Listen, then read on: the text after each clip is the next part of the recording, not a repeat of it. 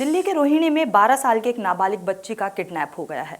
माँ बाप का आरोप है कि पड़ोस में ही रहने वाले एक लड़के ने उसको बहला फुसलाकर किडनैप किया, लेकिन सीसीटीवी फुटेज कुछ और ही कहानी बयां कर रहा है।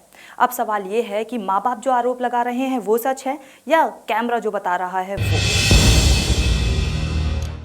सबसे पहले हम आपको ये सीसीटीवी फुटेज दिखाते हैं, जहां 12 साल की ये बच्ची अपने घर के बाहर खड़ी है और शायद किसी से इशारों में बातें भी कर रही है। ये बच्ची काफी देर तक घर के बाहर ऐसे ही खड़ी रहती है और फिर धीरे धीरे चुपचाप कहीं जाती हुई दिखती है।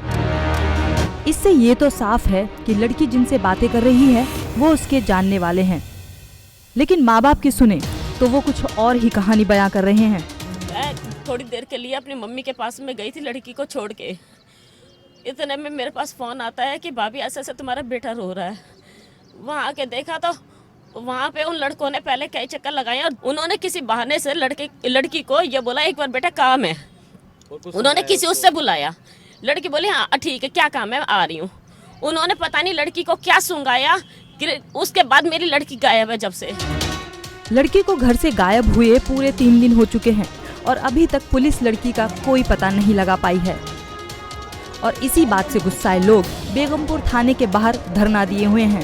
क्या लड़कियां ट्यूशन पढ़ने नहीं जाएंगी, क्या स्कूल नहीं जाएंगी? लड़कियां घर में सेफ नहीं है, ऐसे करा जा रहा है।